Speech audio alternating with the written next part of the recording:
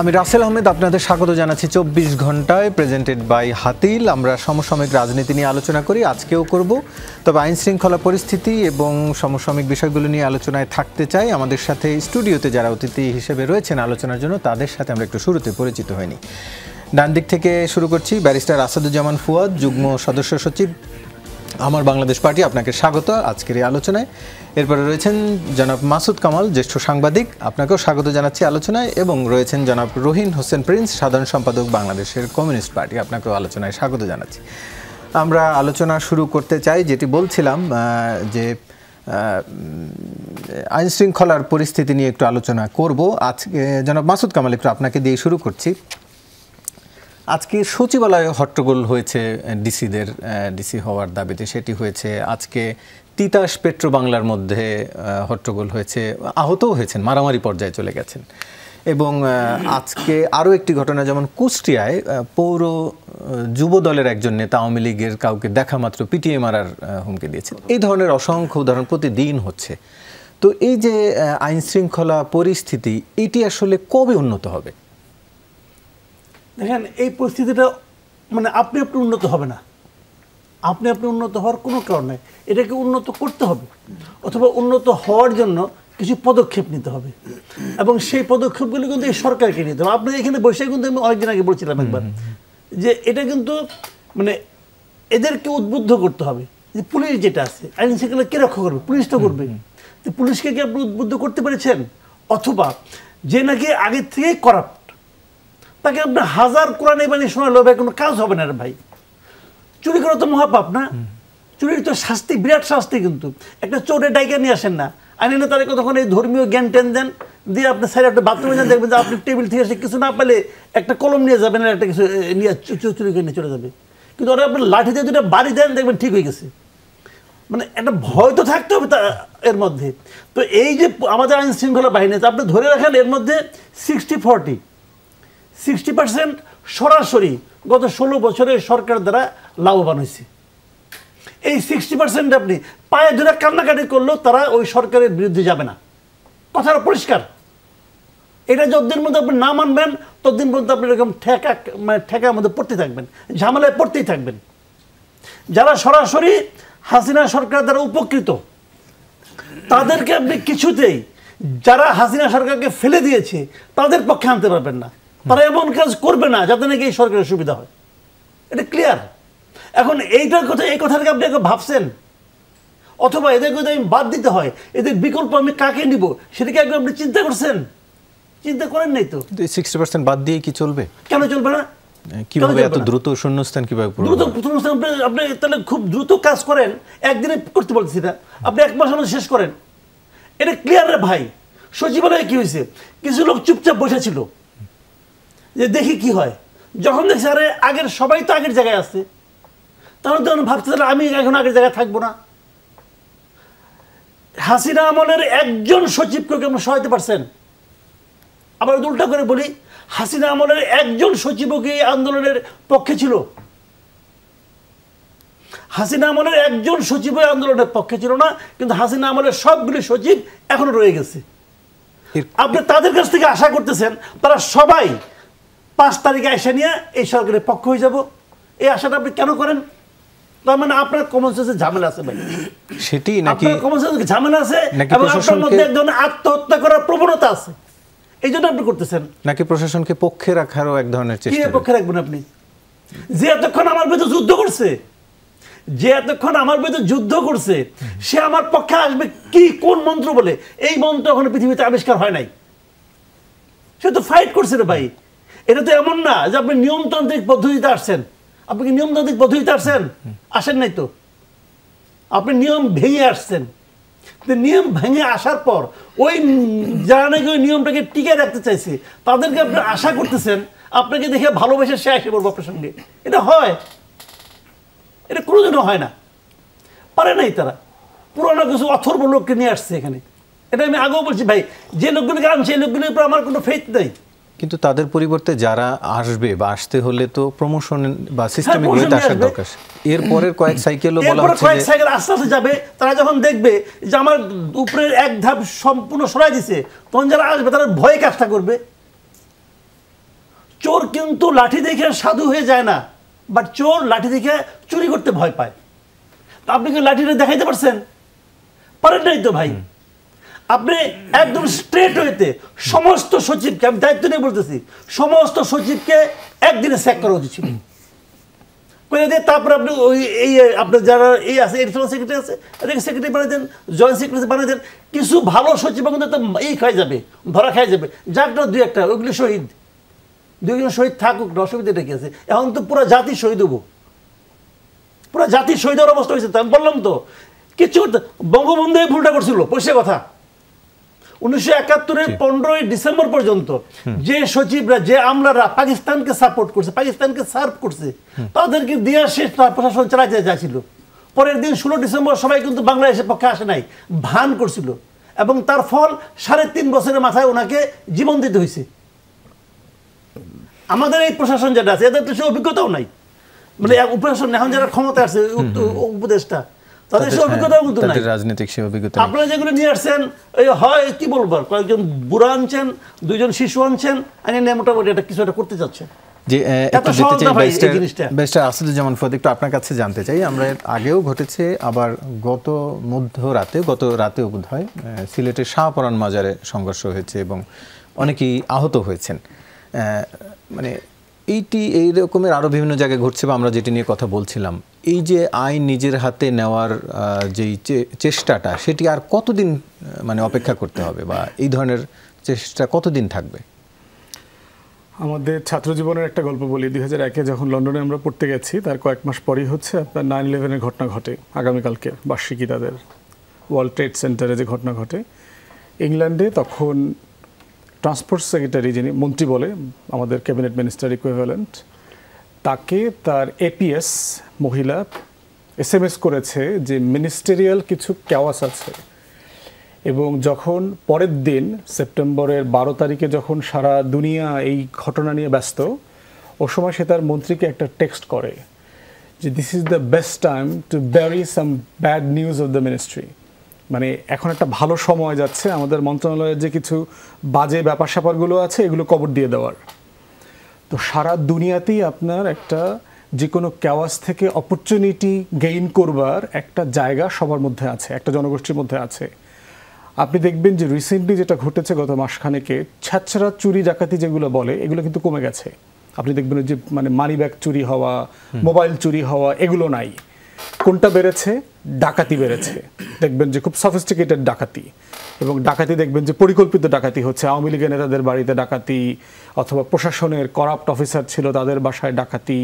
এবং এই ডাকাতিগুলোর সাথে দেখবেন যে সুবিধাবাদী চোর ডাকাত যেমন আছে, রাজনৈতিক নেতাকর্মী, সকল ছাত্র জনতার লোকজনও আছে এখানে, পরিকল্পিতভাবে ডাকাতি করছে, স্যাবোটাজ করছে, ব্ল্যাকমেল করছে, হস্টেজ করছে বিভিন্ন জায়গাতে।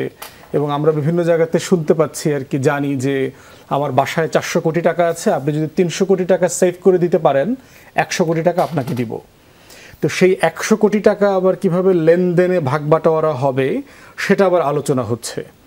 তো বাংলাদেশে এখন যেটা চলছে, এটা আসলে আইন শৃঙ্খলা পরিস্থিতির অবনতি এই শব্দ দিয়ে আপনি ডিফাইন করতে পারবেন না। ওই শব্দটা হচ্ছে একটা স্বাভাবিক সময়ের অবস্থা আর কি, যে সাডেনলি সব কিছু নর্মাল, সাডেনলি চুরি ডাকাতি বেড়ে গেছে, তখন আপনি বলতে পারবেন আইন শৃঙ্খলা অবনতি। বাংলাদেশে এখন যেটা চলছে একটা অরাজকতা চলছে আর কি, সিম্পলি ক্যাওয়াস, অ্যানার্কি যেটাকে আমরা বলি আর কি, যে কোনো মানে ল অ্যান্ড অর্ডার সিচুয়েশন নাই আর কি।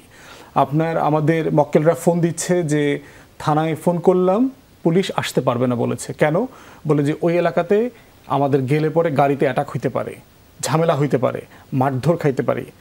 মাসুদ ভাই কারেক্টলি বলেছেন, যেই পুলিশ গত 2 মাস 3 মাস ধরে হাজার হাজার লক্ষ লক্ষ রাউন্ড গুলি করেছে, সে যেটা সাফার করেছে, আমরা তো আসলে জানি মাত্র 15-20 জন 41 জন পুলিশ সদস্য মারা গেছে, এরকম একটা খবর বলেছে। এটা আসলে কয়েকশো মারা গেছে এবং ব্রুটালি মারা গেছে। পুলিশের লোকজন আমাদেরকে বলেছে জবাই করেছে আপনার বিভিন্ন জায়গায় পুলিশ সদস্যদেরকে, রাস্তায় ফেলে আন্দোলনকারী লোকরা জবাই করেছে। এবং পুলিশ একটা বাস্তবতাও ক্রিয়েট করেছে, দুই পক্ষ এখানে ভুল করেছে। আপনি যখন মানে আধা ঘন্টার ভিতরে একটা এলাকাতে 11, 12, 13 জনকে শ্যুট করে মেরে ফেলবেন, তখন যারা মিছিলে নামছে তারা তো ড্রাস্টিকলি অপোজিট রিয়াকশন করবে। তো কিন্তু পুলিশের জবাইয়ের খবরগুলো আসে নাই পত্রিকাগুলোতে। তো সেই কিন্তু পুলিশরা জানে, কিন্তু সোশ্যাল মিডিয়ায় আমরা দেখিনি না যা আসে নাই তো, কিন্তু এই ঘটনাগুলো পুলিশ সদস্যরা কিন্তু জানে, পার্সোনালি অনেকে আমাদের সাথে শেয়ার করেছে, ভিডিও দেখিয়েছে, জবাই করার ভিডিও আছে। আমরা তো শুধু যাত্রাবাড়িতে একটা লাশ দেখেছি ঝুলিয়ে রেখেছে, এরকম ডজন ডজন লাশ ঝুলায় রাখছে। আমরা শুধু সিরাজগঞ্জে একটা থানায় পোড়ায় মারছে 13 জন 14 জনের কথা জানি, পোড়ায় মেরেছে আরও অসংখ্য পুলিশ সদস্য আছে। সেই বাস্তবতায় আমাদেরকে বুঝতে হবে যে কোন জায়গাতে এখন ল অ্যান্ড ফোর্স যারা এনফোর্স করবে তারা কোথায় আছে। প্রশ্ন হচ্ছে এটাকে আমি অ্যাড্রেস করব কিভাবে। মাঠের সেনাবাহিনীও সহায়তার জন্য আছেন, কিন্তু তারা খুব অ্যাক্টিভ ফাংশনাল রোল প্লে করছেন না। কেন করছেন না? হচ্ছে লিডারশিপের কারণে। ওই যে মাসুদ ভাই যেটা বলেছেন যে একটা রাষ্ট্রের দায়িত্বশীল কর্মকর্তাদেরকে উৎসাহ দিতে হবে, সিচুয়েশনকে হ্যান্ডেল করার মতো কথা বলতে হবে, বক্তব্য দিতে হবে, ভালো খারাপের একটা পার্থক্য করতে হবে। সবগুলো জায়গাতে সরকারি কর্মচারীদের ভিতরে একটা প্রচণ্ড আতঙ্ক কাজ করছে।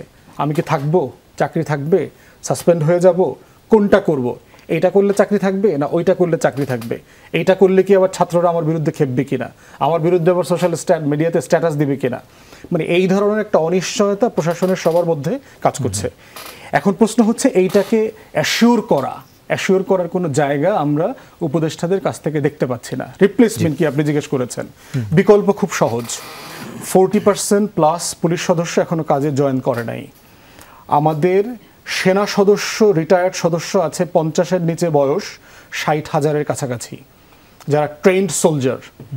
এবং আপনারা জানেন যেহেতু 17-18 বছরে তারা রিক্রুটেড হয়, তারা 15-20 বছর চাকরি করে পেনশনে চলে যায়। তারা কিন্তু ভেরি ইয়াং, ফিজিক্যালি ফিট এবং শপথবদ্ধ রিজার্ভ ফোর্স, যে রাষ্ট্র অনকল ডাকার সাথে সাথে তাকে সার্ভ করতে হবে। তা আপনি 40% পুলিশ সদস্য রিপ্লেস করতে পারছেন না কেন? আপনি আপনার সোলজারদেরকে অনকল ডাকছেন না কেন? থানার ওসিদের ব্যাপারে কথা আসতেছে। থানা আছে আমাদের ধরেন সব কিছু জোনটোন মিলায় 700+। আমার এনলিস্টেড ওসি আছে 2000-এর উপরে। আপনি হয়তো জানবেন যে ওসিদের প্যানেল আছে, যে ওসি প্যানেলের সদস্য আছে 2000-এর উপরে। আমি তো 1 ঘন্টায় 700 ওসি রিপ্লেস করে ফেলতে পারবো, 1 ঘন্টার সম্ভব এটা। প্লাস হচ্ছে ইন্টেলিজেন্স রিপোর্ট আছে আওয়ামী লীগের, যে কারা কারা আওয়ামী লীগের বিরোধী ওসি, তাদেরকে তো পোস্টিং দেওয়া হয় নাই। তাহলে আপনি জানেনও যে কারা ছাত্র জনতার পক্ষের লোক। আপনাকে খুব বেশি স্ক্রুটিনি করতে হবে তাও না। যারা গত 15 বছরে পোস্টিং পায় নাই, ওসি হওয়ার পরেও কোনো থানা পায় নাই, অথবা ডাম্পিং পোস্টে ছিল, তাদেরকে আপনি রিপ্লেস করতে পারতেন। বিএনসিসি আছে, স্কাউট আছে, লক্ষ লক্ষ। আবার অন্য দলীয় পরিচয় রয়েছে, যেটি আমরা এখন দেখছি আওয়ামী লীগের লোককে সরিয়ে অন্য দলের লোকজনদেরকে বসানো হচ্ছে। সন্দেহবশত করা হয়েছে। ওই লোকটা হয়তো আওয়ামী লীগের না, কিন্তু সে বিএনপির অথবা জামাতের সেটা না, কিন্তু তার পরিবারে হয়তো কেউ বিএনপি রাজনীতি করে, পরিবারে হয়তো কেউ জামাতের রাজনীতি করে। আমাদের লক্ষ লক্ষ বিএনসিসি স্কাউট আছে, তাদেরকে আপনি মোবিলাইজ করতে পারেন। আপনার কাছে ফিরছি, একটু যেতে চাই জনাব রহিন হোসেন প্রিন্স। একটু আমরা যেটির কথা মাসুদ কামাল ভাই বলছিলেন যে লাঠি আমরা দেখাতে পারছি না, মানে কেন পারছি না? ধন্যবাদ আপনাকে। আমি সহজে যেটা বুঝি, প্রথমে এটা অ্যাডমিট করি কিনা এটা দেখা দরকার। এখানে আলোচনার মধ্যে আসছে, সবাই আমরা অ্যাডমিট করছি যে অরাজক পরিস্থিতির ওই রকমের দৃশ্যমান উন্নতি হয় নাই। হ্যাঁ, আমি সব শব্দই বললাম, এটাকে অ্যাকসেপ্ট করি কিনা 1 নম্বর কথা। 2 নম্বর হচ্ছে আসলে পরিস্থিতি উন্নতি করাটা অতীব জরুরি কিনা। এই 2টা প্রশ্নের আমার ধারণা মীমাংসা করে আমাদের যে টিম দায়িত্ব পালন করছে সেটা করছে বলে বডি ল্যাঙ্গুয়েজে অন্ততপক্ষে মনে হচ্ছে না আমার ধারণা। দেখেন, আলোচনা করলে দেখবেন প্রথমটায় বলবে না আগের থেকে তো উন্নতি হয়েছে, আর 2 নম্বর ওই যে পরেরটা বলবে যে দেখা যাক কি দাঁড়ায়, আমরা তো চেষ্টা করছি। তো সেই জায়গাতে আগে আসলে হয়েছে কি, যদি এই অরাজক পরিস্থিতি আরও চলতে থাকে, বরঞ্চ কি প্রমাণ হচ্ছে, প্রথমের ঘটনার পরে কিছুদিন যদি একটু চুপচাপ থাকে, এখন দিন যত যাচ্ছে এটা বেড়ে চলছে নানা কারণে। এখানে ব্যাখ্যা হয়েছে, আমি সেদিকে অত যাচ্ছি না। তার মধ্যে একটা সবচেয়ে বড় বিষয় হচ্ছে অনিশ্চয়তা। এটাই তো প্রধান বিষয়, যার জন্য অনেক কিছু ঘটছে। আর একটা অ্যানার্কি সিচুয়েশন থাকলে যা যা ঘটে তাই ঘটছে। এখন এইটা তো প্রায় 1 মাসের বেশি হয়ে গেল। তারা যে দায়িত্ব সরকারের দিক থেকে সেই আমার কাছে যদি বলেন, এই কোশ্চেনটা একটা প্রধান কোশ্চেন। প্রথমে তাদের যেমন বডি ল্যাঙ্গুয়েজ দেখছি না, কিন্তু আমাদের বক্তব্যটা হচ্ছে যে প্রথমে এই ধরনের ঘটনার পরে রাজনৈতিক দলগুলোকে আস্থায় নিয়ে তাদের সাথে আলাপ আলোচনায় প্রয়োজনে, শব্দটা বলছি, যদি তারা ভূমিকা পালনের চিন্তা করত, আজকে অনেক দূর আগানো যেত। আমি দেখছি সবচেয়ে বড় গ্যাপ সেখানে। কিন্তু রাজনৈতিক, আপনি আমাকে বলেন, বিভিন্ন জায়গায় বিশৃঙ্খলার পেছনে রাজনৈতিক দলের কর্মীদের ভূমিকা অনেক। সেটা তো নিঃসন্দেহে, ওটা নিয়ে দ্বিধাদ্বন্দ্ব নেই, ওটা একটু পরে আসছি, কারণ তথ্য তো তাই বলছে যে এক দখলদারের পরিবর্তে আর এক দখলদার হচ্ছে। হ্যাঁ, এটাই তো প্রধান বিষয়, এবং সেটা ছাড়া তো হচ্ছে না, এবং নানা গ্রুপকে ব্যবহার করছে, কখনো দল, কখনো এই যে ছাত্ররা আন্দোলন করলো তাদের নাম, মানে যার যার সুবিধা মতো, কারণ ব্যবহারে অসুবিধা হয় না, মানে একটা খারাপ লক্ষ্য অর্জনের জন্য যা যা করার তাই করছে। কিন্তু আমি যে কথাটা বলছি যে এত বড় ঘটনার পরে আপনাকে তাহলে প্রথম হচ্ছে কি, যেটা আমরা ওনাদের সাথে দেখা করে কিন্তু যে কথাটা পরিষ্কার বলেছিলাম, খালি বক্তৃতা বিবৃতিতে না, যে এইবারের ঘটনার পরে এক দলের বাইরে কোনো দল বিজয়ী হয়নি, বিজয়ী হয়েছে ছাত্র জনতা। কিন্তু এই ছাত্র জনতার পুরো মুভমেন্টকে যদি আপনি ঠিকমতো নারিশ করে নিয়ে যেতে চান, তাহলে সব কাজে স্বচ্ছতা, জবাবদিহিতা এবং সংশ্লিষ্ট এলাকার মানুষের অংশগ্রহণ নিশ্চিত করতে হবে। তা সেইটা করতে গেলে আপনি মানেন আর না মানেন, ক্রিয়াশীল রাজনৈতিক দলগুলোকে আস্থায় নিয়ে তো করতে হবে। তা আপনি দেখেন তো এই উপদেষ্টা পরিষদ ওই অর্থে এখন পর্যন্ত প্রকৃতপক্ষে রাজনৈতিক দলগুলোর সাথে এ ধরনের আলাপ আলোচনায় কিন্তু গেছে কি? আমি দায়িত্ব নিয়ে বলছি যাইনি। তারা তো একটা আলোচনা করেছে, আমি উত্তর দিয়ে দিচ্ছি। প্রথম রাউন্ড আমাদের সাথে আলোচনা হয়েছে, সেটা কি অ্যাকচুয়ালি দেখা সাক্ষাৎ করা, আর 15ই আগস্ট কি করা যায় এটাই। তারপরে সেপ্টেম্বরে আলাপ আলোচনা হবে সংস্কার এবং অন্যান্য বিষয় নিয়ে। আজ পর্যন্ত ডাকে নাই। দ্বিতীয়বার যখন কি দেখলাম, বিএনপি একটু যখন আরও বেশি তাদের ভাষায় এক ধরনের কথাবার্তা বলল, তখন আর যারা যায়নি এ ধরনের কিছু লোকজনকে তারা ডাকলো, ডেকে কি বলল শুনে চলে গেল। এবং এটা আমার বলাটা এখন এত সব বলতে চাইছিলাম না, তাও বলি যে ওইবারে যখন গেলাম, এগুলো যারা মাসুদ কামাল ভাই ওনারা এইগুলো করেন, দেখবেন যে যত কাগজ দিয়ে আসছেন ওই কাগজ কে সংরক্ষণ করবে, কে দেখবে, ওই ধরনের লোক আছে কিনা, সেই প্রশ্ন কিন্তু আমাদের কাছে রয়ে গেছে। তার আমি বলছি যে আপনি ধরেন এই কাজ করতে গেলে আপনি যে ক্রিয়াশীল রাজনৈতিক দলগুলো তাদের সাথে যদি আপনি আস্থায় নিয়ে করতেন, তাহলে কিন্তু তারা ভূমিকা রাখতে পারতো। সেই ভূমিকা রাখার অর্থ কি? ধরেন এখন সেলফ ভূমিকা রাখছে, কোনো দল হয়তো যতটুক পারে করছে, কোনো দল হয়তো তার কর্মী যখন 2 নম্বরই করছে, কাউকে এক্সপেল করছে, তারা করছে যতটুকু পারে করছে, কিন্তু পুরো পরিস্থিতি নিয়ন্ত্রণের জন্য তাদেরও যে একটা বড় দায়িত্ব আছে, করার মতো জায়গাটা তো নাই। আমি অন্ততপক্ষে তাই দেখছি। এবং আমাদের প্রধান উপদেষ্টা সহ অন্যদের কথার মধ্যে দেখবেন সেটা হচ্ছে যে ছাত্র বন্ধুরা এইবার প্রধান দায়িত্ব পালন করলো তাদের কথা বলা হচ্ছে। কিন্তু আমি যদি এই কোশ্চেন করি, এই কথা তো ওনাদেরকেও বুঝতে হবে, উপদেষ্টা সহ সবাইকে, যে আমরা দুঃশাসনের অবসান যাদেরকে ঘটাইলাম, এই দুঃশাসনের অবসান কি 1 জুলাই থেকে আন্দোলন হয়েছে তার মধ্যে দিয়ে হটে গেল? মোটেই না। তার আগে যে 1 যুগ ধরে বিভিন্ন পর্যায়ে বিভিন্ন রাজনৈতিক দল, বিভিন্ন শ্রেণী পেশার মানুষ তারা যে আন্দোলন করছে, তাওয়াটাকে যে তারা গরম করে রেখেছিল, তারপরে তারা এই ঘটনাগুলো ঘটেছে। তা আপনি সেইখানে তো ভূমিকাগুলো নিচ্ছেন না। তাহলে আমি বলি যে এইটা একটা বড় আমার কাছে মনে হচ্ছে সংকটের দিক। আর একটা হচ্ছে যে কথাটা এখানে আলোচনা এসেছে, মনে রাখা দরকার যে এইবারের যে ঘটনাটা ঘটলো তার আগে তো অনেক বছর ধরে এইখানে একটা দল, গোষ্ঠী, গ্রুপ ডমিনেট করেছে। এবং আমরা যে কথাটা কমিউনিস্ট পার্টি অনেকদিন ধরে বলতাম যে বাংলাদেশের একটা বড় সংকট হচ্ছে স্টেট মাফিয়া এবং স্ট্রিট মাফিয়া, মানে উপরের মাফিয়া এবং রাস্তার মাফিয়া। উপরের মাফিয়া দেখবেন কতগুলো হয়তো নাম টাম ব্যবসায়ী, তাদের নাম আছে, সচিবালয়ে কিছু লোক আছে। আর এই রাস্তার মাফিয়ারা হচ্ছে দেখবেন ক্যাসিনো থেকে শুরু করে যারা বিভিন্ন জায়গায় সুবিধাভোগী তারা। তাহলে আপনি যখন এইটার একটা রিপ্লেসমেন্ট করবেন, সেইখানে তো ক্ষিপ্রতার সাথে আপনাকে ভূমিকা নিতে হবে। তাহলে আপনি অন্য রাজনৈতিক দলগুলোকে এখন আস্থায় নিয়ে কাজে লাগাচ্ছেন বলে আমি দেখতে পাচ্ছি না। দ্বিতীয় হচ্ছে আপনারা যে কয়জনের টিম আছেন তারা তো বডি ল্যাঙ্গুয়েজের মধ্য দিয়ে, এই যেখানে সেক্রেটারির কথা আসলো, আইন শৃঙ্খলা পরিস্থিতির কথা আসলো, হ্যাঁ আপনি এক কথা উত্তর নাই। আমার ধারণা এখানে আমরা যারা বলছি এক কথাই কালকেই সব বাদ দিয়ে অমুক করলে হয়ে যাবে তা আমরা বলছি না, কিন্তু আপনাকে তো আপনার বডি ল্যাঙ্গুয়েজে আপনার যে একটা নীতিমালার ভিত্তিতে অবস্থান নিয়ে দাঁড়িয়েই তো করতে হবে। যদি আপনি যাকে রাখছেন বলতে হবে এখন থেকে এই কাজ না করলে এই ঘটনাগুলো ঘটবে। আমি একটা ছোট্ট উদাহরণ দিই, যেটা আমরা প্রধান উপদেষ্টা এখানে বলে এসেছিলাম, যে দেখেন আমরা দেখছি যে এক দখলদারের পর তো অন্য দখলদারিত্ব এবং এইগুলো হয়ে যাচ্ছে। আপনারা পরিষ্কার ঘোষণা দেন যে আমরা একটা নীতিমালা করব, করেই আমরা সেইখানে নিয়োগের ব্যবস্থা করব দল নিরপেক্ষ, যোগ্য এবং দক্ষ ব্যক্তিদের। কেউ যদি দেখি এই সময় এই ধরনের ঘটনা ঘটছে, সাথে সাথে তার বিরুদ্ধে ব্যবস্থা গ্রহণ হবে। তা আপনি তো এই কথাটা কি এখনো বলছে, আমরা কিন্তু সেটা দেখতে পাচ্ছি না। তার মানে এইটাকেও তারা তথাকথিত স্বতঃস্ফূর্ততার উপরে ছেড়ে দিয়েই আমি দেখছি খালি আইন শৃঙ্খলার পরিস্থিতির অবনতি যেটা হয়েছে সেটা তারা রোধ করতে পারছে তা না, অরাজক পরিস্থিতি রোধ করতে পারছে তা না, আরো অরাজকতাকে বরঞ্চ ঠেলে দিচ্ছে। আজকে বাজার টাজার বিভিন্ন জায়গায় যে ঘটনাগুলো ঘটছে এখন অনেক বাড়ি। এবং এই কথাটা ব্যারিস্টার সাহেব হয়তো যেটা বলেছেন, উনি যে বিষয়টা একটা বিষয়কে তুলে ধরেছেন, আমি দায়িত্ব নিয়ে অন্য একটা কথা বলি। বাংলাদেশে বহু জায়গায় বহু ঘটনা ঘটছে, কিন্তু অনেকেই নীরবে নিবৃতে কোনো কথা বলছে না। জি, বলছে না আমরা সুতরাং পুলিশ এইগুলো দেখা দরকার। যে পুলিশ সংস্কার নিয়ে আমি আরও একটু জানতে চাই, এই জনাব মাসুদ কামাল একটু আপনার কাছে জানতে চাই, পুলিশের যেটি নিয়ে আমরা আলোচনা করছিলাম, আজকে গাইবান্ধায় আইনশৃঙ্খলা রক্ষাকারী বাহিনী নির্যাতনে 2 জনের মৃত্যুর অভিযোগ এবং আরও 3 জন হাসপাতালে। আগের মতোই পুলিশ একইভাবে অভিযোগ অস্বীকার করছেন, তারা বলছেন যে এরা সবাই অসুস্থ হয়ে পড়ছেন। তবে অভিযোগ হচ্ছে এরা সবাই যখন রাতে গিয়েছিলেন মারধরের এমন করেছেন যে 2 জন মারা গেছে আর বাকিরা হাসপাতালে। একটু জানতে চাইছিলাম, যেটি আসলে আমার প্রশ্ন, যে এই যে 5 আগস্ট ঘটলো বা যেই পুলিশ মারা গেছে, এর পরেও কি আসলে তাদের মানসিকতার পরিবর্তন হয়নি? না, আমার কথা হলো কি ভাই, মানসিকতার পরিবর্তনটা আসবে কিভাবে? সেই দেখেন, পুরোনো ঘটনাতে কিন্তু মানসিকতার পরিবর্তন আসবে না। যেমন ধরেন আমার বাবা মারা গেছে তো আমার সবচেয়ে প্রিয় ব্যক্তিকে বাবা, আর আপনি আমাকে বলেন তোমার বাবা তো মারা গেছে, তুমি কিন্তু মারা যাবা, এটা কি আমার মধ্যে কোনো ভীতি সঞ্চার করবে? করবে না। কিন্তু যা হবার হয়ে গেছে।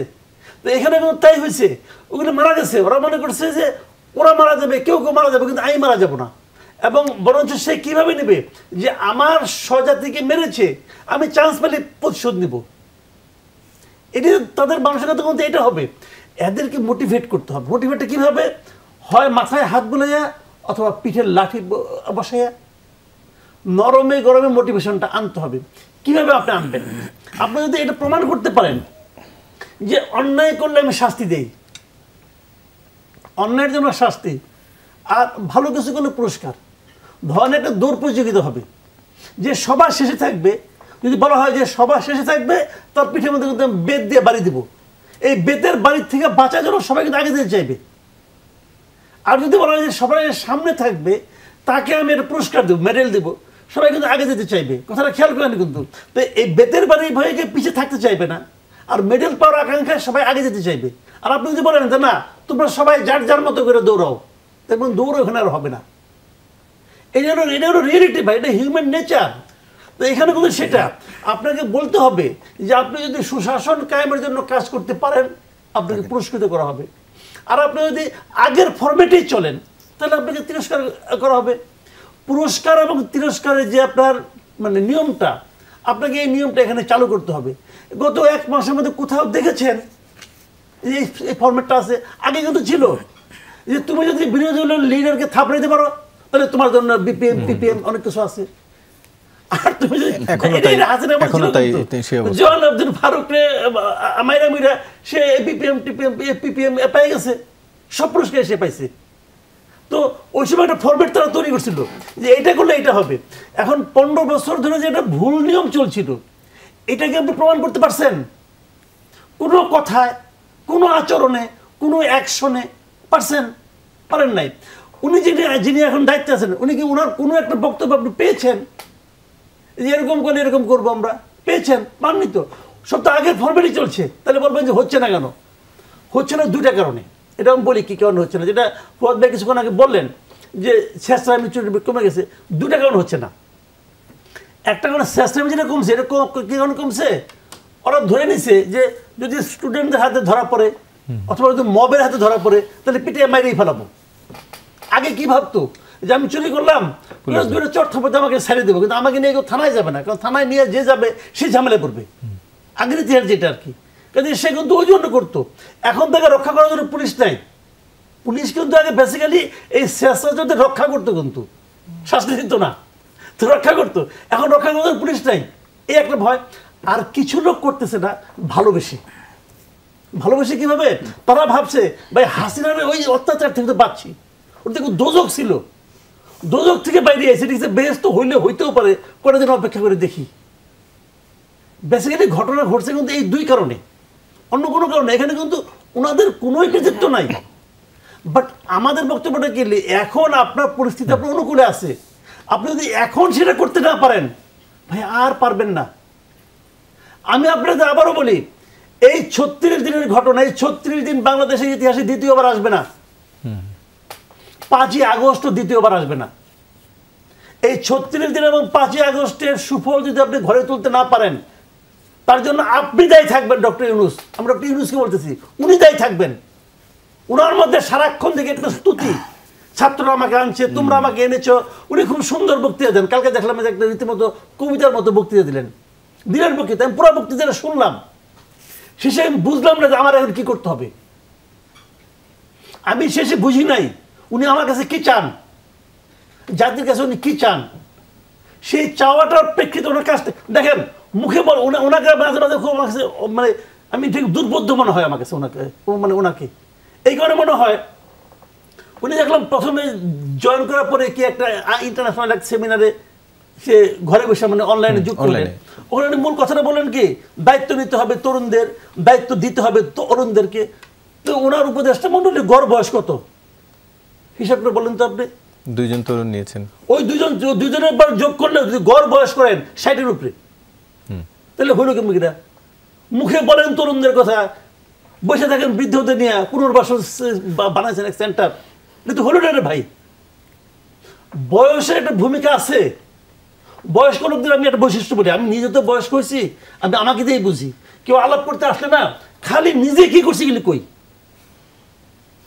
আপনি বসে আলাপ করতে বসেন, আপনি 10 মিনিটের মধ্যে বিরক্ত হয়ে যাবেন। দেখবেন যে আমি কিন্তু আপনার কাহিনী বলতেছি, বুঝছেন রাসেল, আমি যখন রিপোর্টিং করতাম তখন আমি এটা করতাম, তখন আমি ওইটা করতাম। আরে ভাই ওই দিন তো গুজার গিয়া, ওই দিন এখন আর আসেন, এখন আর নাই। ওই জ্ঞান আপনার জন্য আপনার মধ্যে বিরক্তি উৎপাদন করে, কারণ আপনি অন্য জায়গায় এসে পড়ছেন এখন। তো এই জিনিসগুলো বুঝতে হবে। তো এখন এটা তো হলো না রে ভাই, কাজে এদেরকে দিয়ে আপনি মোটিভেশনটা কেমন করে করবেন? বরঞ্চ আমি মনে করি সাখাওয়াত সাহেব প্রথম দিকে যেভাবে কথা বলছিলেন নরমে গরমে, দ্যাট ওয়াজ রাইট পাথ।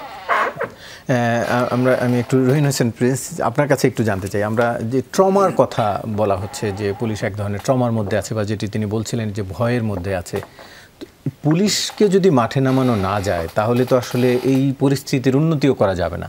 এখন পর্যন্ত আমরা দেখছি স্বরাষ্ট্র উপদেষ্টা বলছেন যে একটি আলোচনা তারা করছেন, এখনো শুরু করেন নাই, তারা সংস্কার উদ্যোগ নেবেন। তাহলে এই ট্রমা কবে কাটবে, আইন শৃঙ্খলা কবে উন্নতি হবে, মানে সমাধানটা না? একটা তো আমার মনে হয় আমাদের আলোচনার মধ্যে পরিষ্কার বলা আছে, আপনি জিনিসটাকে উপলব্ধি করার পরে যদি ক্ষিপ্রতার সাথে না করতে পারেন তাহলে এটা আরও জটিলতা চলতে থাকবে এবং অরাজকতার পরিবেশ তার নানা মাত্রা নেবে। এটাই তো বাস্তবতা। এখন এই আলোচনা কিন্তু হয়েছে রিপিটিশন, তারপরেও যে হ্যাঁ আমরা পুলিশের এই ফল তো জানি যে দীর্ঘদিন ধরে দলীয়করণ কি করা হয়েছে, এগুলো কিন্তু সবই জানা।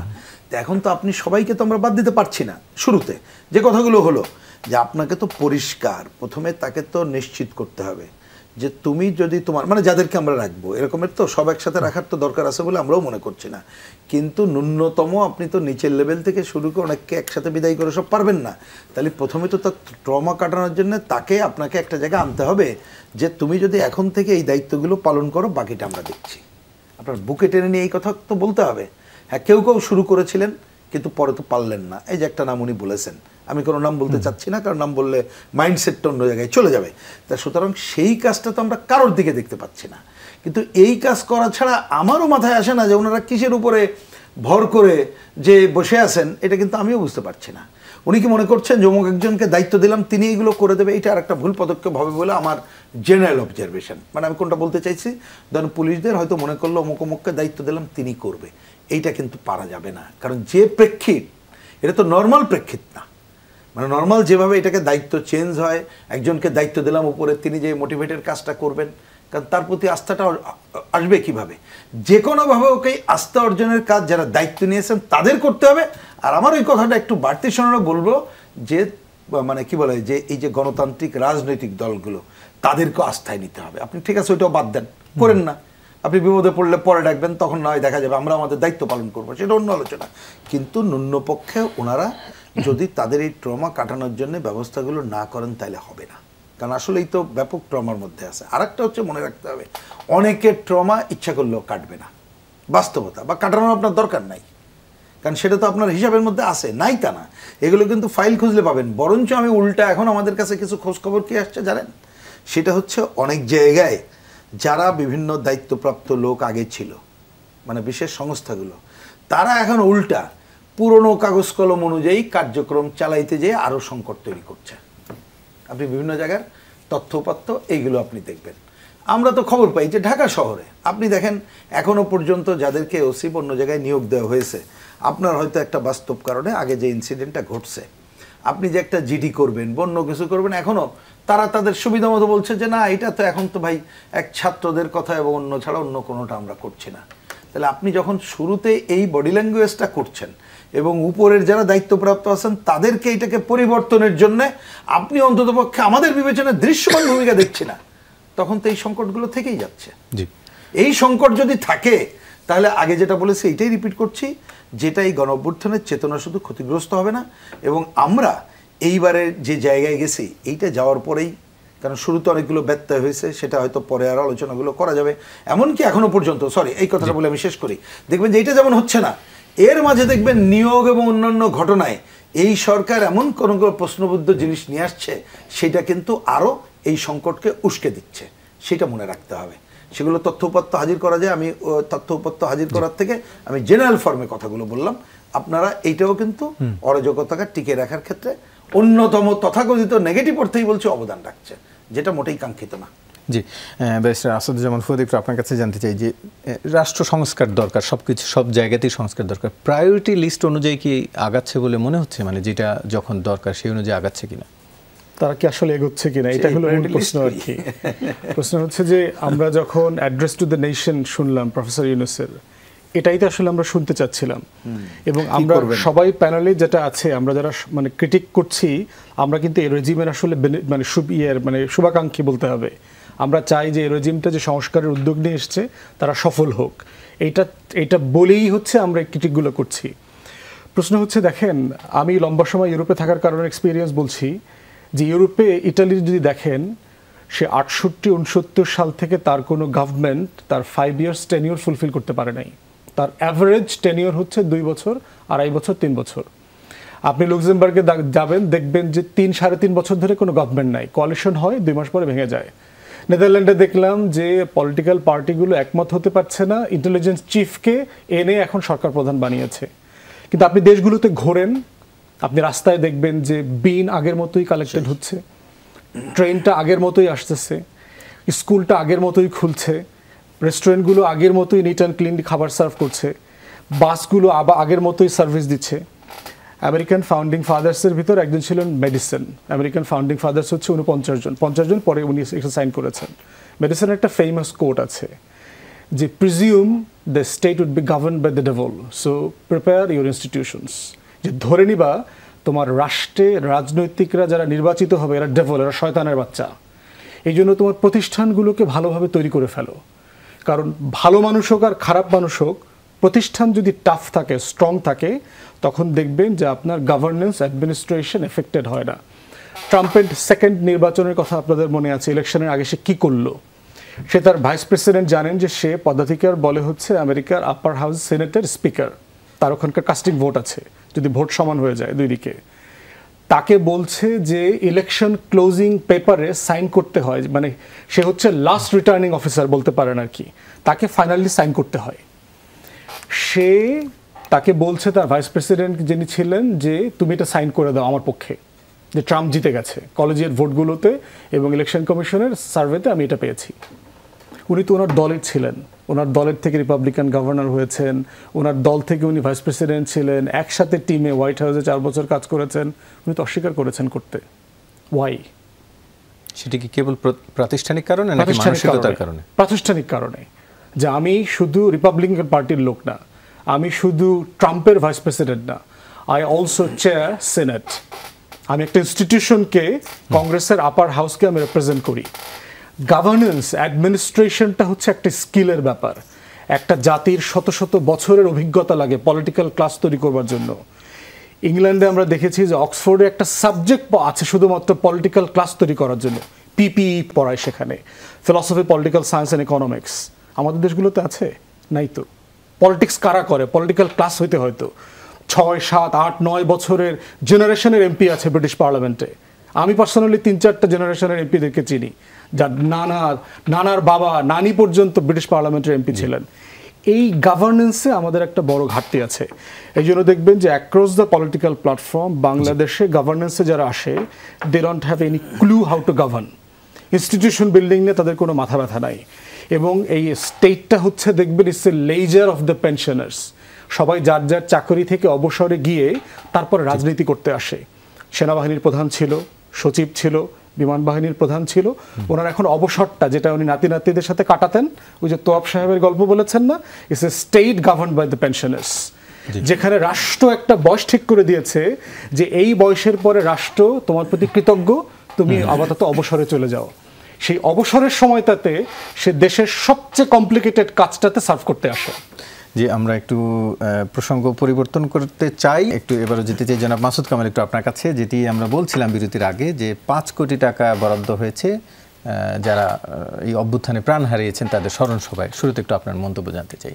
এটা না আমার কাছে খুব ইন্টারেস্টিং একটা ঘটনা মনে হচ্ছে। ইন্টারেস্টিং, আমি বসে বসে সবগুলো পত্রিকার হেডলাইন পড়ছিলাম। মানে 95% পত্রিকার হেডলাইন হলো যে একটা স্মরণ সভা হবে, ব্যয় 5 কোটি টাকা। মানে আপনিও বললেন কিন্তু ব্যয় 5 কোটি টাকা, মানে 5 কোটি টাকা, এটা একটা ইন্টারেস্টিং ফ্যাক্টর এখানে। ওয়াই কথাটা কি, আপনি একটা স্মরণ সভা করবেন, এখানে 5 কোটি টাকা কেন গুরুত্ব পাচ্ছে? 2টা কারণে পাচ্ছে। একটা কারণ হলো যদি এটা আওয়ামী লীগের আমল হতো, এটা হতো 500 কোটি টাকা। তো 5 কোটি টাকা যে একটা প্রোগ্রাম হয়, এটা হয়তো সবাই বোঝাতে চাচ্ছে, হয়তো বলতে চাচ্ছে যে এই টাকা মাত্র 5 কোটি টাকা ব্যয় করতেছে এখানে। যেমন আমরা কয়েকদিন আগে একটাই করলাম না, একটা নিউজ করলাম না, যে জাতিসংঘের প্রধান উপদেষ্টা যাবেন, সঙ্গে সফর সঙ্গী 7টা কেন ইম্পর্টেন্ট? কম্পেয়ার করার জন্য 227 আর 7। এখন এখানে তো 5 কোটি টাকা তারা বলতেছে যে 5 কোটি টাকা, তো এবং শিওর থাকে না আওয়ামী লীগ আমল হলে এরকম হইতো। আপনার খেয়াল আছে কিনা জানি না, এই যে কিছুদিন আগে আওয়ামী লীগের আমলের শেষ দিকে আপনার ওই বঙ্গবন্ধু টানেলের একাংশের কাজ উদ্বোধন করতে গেছিল, একাংশ, মানে পুরোটা না কিন্তু। ওইটা দিয়ে একটা মাসিও তখন যাইতে পারতো না, খালি ভৌত কাঠামোটাও ই করছে। এই আহমেদ কায়কা অবস্থায় কেরা নিয়ে গেছিল। 50 কোটি টাকা বাজেট ছিল, 50 কোটি টাকা বাজেট ছিল। খরচ হচ্ছে কত? এখানে 5 কোটি টাকা খরচ হয় নাই। আপনাদের সাংবাদিকদের নিয়ে বোধহয় 5 স্টার হোটেল রাখছে, এই তো করছে। এটা তো একজন উৎকোচ, একজন উৎকোচ দিয়েছে আপনাদেরকে, যা নিয়ে গেছে। তো ওইগুলো জানেন কি, আগের আমলে ছিল টাকা খরচ করে একটা ইস্যু লাগে, ইস্যু হইলেই হইল টাকা লুটপাট। আচ্ছা, এখন যে 5 কোটি টাকা, এটা আবার প্রিন্স ভাই একটু আগে আমাদের অফিয়ার থাকতে হিসাব দিল একটা, যে যদি 800 লোক হয় তাহলে প্রতিজনের যদি 2000 টাকা করে খরচ হয়, তাহলে কত খরচ হয়? তা আমি ধরলাম 800 না, আমি ধরলাম লোক হবে 2000, কারণ যারা শহীদ হয়েছে এনে কিন্তু আহতদের পরিবার ধরা হয় নাই, বলছে শহীদদের পরিবার। তো আমি শহীদদের মধ্যে ধরলাম আপনার তাদের সঙ্গে 2-3 করে আসবে, যদি 2000, আমি শেষ করে দিচ্ছি, যদি 2000 হয়, প্রত্যেকের পেছনে যদি 5000 টাকা খরচ হয়, তাও খরচ হয় 1 কোটি টাকা। এখন মনে হচ্ছে 5 কোটি টাকায় বেশি কিনা, কিন্তু এটাও কথা না। মূল যে পয়েন্ট আমি সেটা বলি আপনাকে। আমি এখানে নাহিদ ইসলামের একটা বক্তব্য পেলাম, উনি বলছেন যে এই দিন স্মরণ সভার মধ্যে ফুটে তুলতে হবে জুলাই ইয়ের ব্যাপারটা, এবং সেখানে খুব গুরুত্ব দিয়ে সে বলছে 3টা শব্দ অবশ্যই থাকতে হবে। শব্দ 3টা কি? বাংলা ব্লকেড, কমপ্লিট শাটডাউন এবং লং মার্চ টু ঢাকা। কারণ এই 3টা দিয়ে নাকি আন্দোলনটা হয়েছে। তো ভাই, আন্দোলন তো শেষ, এখন এই 3টা স্লোগানের এখন কোনো মূল্য আছে? দেশ কিভাবে গড়বেন সে আলাপটা করেন না, আন্দোলনের সুফলের জন্য আপনি কি চান সে আলোচনা করেন। আন্দোলনের সুফলের সেটি নিয়েও একটু জানতে চাই, যে দেশ এগিয়ে যাবে সেটিও একটি বিষয় যারা আন্দোলন করছে, কিন্তু একটি প্রশ্ন এখনো থেকে যাচ্ছে, একটু আপনার কাছ থেকে জানতে চাই যে যারা আহত হলেন তাদের অনেকে চিকিৎসা এখনো পাননি ঠিকমতো, তালিকাটাই তো এখনো হয়নি, সেটির দিকে আসলে কতটা নজর রয়েছে? এটি কি এক ধরনের রাজনৈতিক প্রোগ্রামের মতো হচ্ছে না? মানে আমার যেটি প্রয়োজন সেটি তো বুঝতে হবে যে অ্যাডভাইজারদেরকে আসলে অ্যাডভাইস করছেন কারা। একদম ওল্ড ফ্যাসিস্ট রেজিমের যারা সচিব আমলারা ছিলেন এবং যেহেতু কোনো মৌলিক পরিবর্তন হয় নাই, তারা অ্যাডভাইস করছেন। আর যেহেতু গভর্নেন্সের ঘাটতি আছে, যারা অ্যাডভাইস, যারা মানে ক্যাটাগরি গভর্নমেন্ট যারা টেক ওভার করেছেন, তাদের খুব বেশি আসলে টকশো, এনজিওগিরি করা, মানে মিডিয়ার সামনে গিয়ে কথা বলা ছাড়া খুব বড় ফান্ডামেন্টাল কোনো রাষ্ট্রীয় দায়িত্ব পালন করবার অভিজ্ঞতা নাই 2-3 জন ছাড়া। প্রথম কাজটা কি করা দরকার ছিল? যেদিন শপথ নিলেন 8 তারিখে, আমরা আশা করেছিলাম প্রফেসর ইউনূস বলবেন যে আমরা 24 ঘন্টা অথবা 48 ঘন্টার ভিতরে জুলাই আগস্ট গণহত্যার, বাংলাদেশের ইতিহাসের সবচেয়ে নৃশংসতম গণহত্যার বিচারের জন্য একটা তদন্ত কমিশন করব। আজকে 1 মাস পেরিয়ে গেছে, দেখেন এই গণহত্যা, মানবতা বিরোধী অপরাধের কোনো তদন্ত কমিশন এখনো গঠিত হয়নি। জাতিসংঘ তাদেরকে টেকনিক্যাল অ্যাসিস্ট্যান্স দিবে বলেছে, ফাইন, তারা দিবে, আমাদের কমিটি প্যারালালি চলবে। এবং আমরা ব্রিফিং করে কিন্তু আমাদের জায়গা থেকে বলেছি যেটা একটা গণতদন্ত কমিশন হতে হবে ব্রিটিশ এবং আমেরিকান মডেলে, পাবলিক হিয়ারিং হবে, যে কোনো নাগরিক নিবন্ধন করে তার বক্তব্য সেখানে উপস্থাপন করতে পারবে। প্রত্যেকটা শহীদ পরিবার, আহত পরিবার, নাগরিক সমাজ, রাজনৈতিক দল, নেতাকর্মীরা যারা আছেন সবাই সেখানে সাক্ষ্য দেবেন, তাদের জায়গা থেকে তুলে ধরবেন। কিন্তু একটা গণতদন্ত কমিশন এখনো তৈরি হয়নি। দ্বিতীয়ত আপনি যেটা বলেছেন রাইটলি, কতজন মারা গেছে? 760, 819, 1309, 1714, অনেক সংখ্যা কিন্তু আমরা দেখতে পাচ্ছি। কতজন আসলে মারা গেছে আমরা জানি না। আজকে দেখলাম আপনার 400-র উপরে মানে যারা আহত হয়েছেন তারা চোখ হারিয়েছেন, প্রতিবন্ধী হয়েছেন হাজার হাজার, হাত কেটে ফেলেছে, পা কেটে ফেলেছে, এমন সংখ্যা অনেক। গণকবর 104 জনের গণকবরের খবর পাওয়া গেছে রায়ের বাজার বুদ্ধিজীবী গোরস্থানে এবং জুরাইন গোরস্থানে। কোনো কেয়ারটেকার অ্যাডভাইজার কিন্তু এখনো এই গণকবর ভিজিট করেন নাই। তাহলে যে কাজগুলো আমার প্রায়োরিটি ছিল, যেগুলো শুরু থেকে শুরু করবার দরকার ছিল, তেমন কোনো কাজ আমরা এখন পর্যন্ত দেখলাম না। জি, আমি সেটা নিয়ে একটু জনাব রুহিন হোসেন প্রিন্স, একটু আপনার কাছে এই সংখ্যাটি আমি চাচ্ছিলাম যে 400 জনের বেশি মানুষ পা হারিয়েছে। আরেকটি সংখ্যা পেয়েছি আমরা এক জায়গায় যে প্রায় 19,000-এর বেশি মানুষ চিকিৎসা নিয়েছে বিভিন্ন জায়গায়। তাদের জন্য কি কিছু করাটার প্রয়োজনীয়তা রয়েছে কিনা? এখন পর্যন্ত আমরা সেরকমের কোনো উদ্যোগ দেখছি না। এটাই তো আমরা যদি বলি, ধরেন 1 নম্বর কাজটা কি, আমরা প্রথমে এই কারণে তালিকা তৈরির কথা বলা হচ্ছে কেন, কারণ তালিকা তৈরি না করলে তো আপনি সুনির্দিষ্ট করতে পারছেন না। আর সবচেয়ে বড় কাজ তো যেটা বললেন, যারা আহত হয়ে আছে তাদের পুরো রাষ্ট্র দায়িত্ব নিয়ে চিকিৎসা করার। কাগজে কলমে কিন্তু আমরা তাই শুনেছি, কিন্তু কেন প্রতিদিন মিডিয়াতে আমাদের দেখতে হচ্ছে যে তিনি তার স্ত্রীর গয়না বিক্রি করে এটা করছেন, তিনি তার জমি বিক্রি করে করছেন? তো সেইটা তো আমাদের কাছে ক্ষোভের এবং দুঃখেরও বটে। এবং সেই কাজটাই তো আগে গুরুত্ব দেওয়া দরকার। মানে আমি বলছি যারা এখন আহত আছে তাদের, আর যারা মারা গেছেন তাদের তথ্য এটা হাজির করা। আমি যেমন একটা বলেছিলাম, একটা তথ্য বোঝার জন্য বলি, আপনি এই তালিকাতে এখনো পাবেন না, এটা অনেকে জানেন কিনা জানি না। যেমন একজন আমাদেরই একটা পত্রিকায় কাজ করতেন, অন্য পত্রিকায় কাজ করতো, তার ভাই সেদিন আসছে, এসে বলছে যে আমরা জানি, কিন্তু তার ভাইয়ের ঢাকা মেডিকেল কোনো সার্টিফিকেট দিচ্ছে না, কারণ তখন বলছে যে যারা পাও দেখে লাশ নিয়ে চলে গেছে। এখন কিভাবে আপনি করবেন? তার মানে আমি বলছি যে গুরুত্বটা যেখানে এইটা দেওয়া দরকার সেটা না দিয়ে সম্ভবত ইভেন্ট ম্যানেজমেন্টের হাতে তুলে দেওয়া হচ্ছে, লিস্টের দিকে আরেকবার তাকানোর পরামর্শ দিচ্ছেন। অতীতে যেরকম সেরকমই হচ্ছে। সেরকম হচ্ছে। আপনাদের তিনজনকে ধন্যবাদ আলোচনায় অংশ নেওয়ার জন্য। দর্শক, এই ছিল আজকের 24 ঘন্টা। এতক্ষণ সাথে থাকার জন্য ধন্যবাদ সবাই।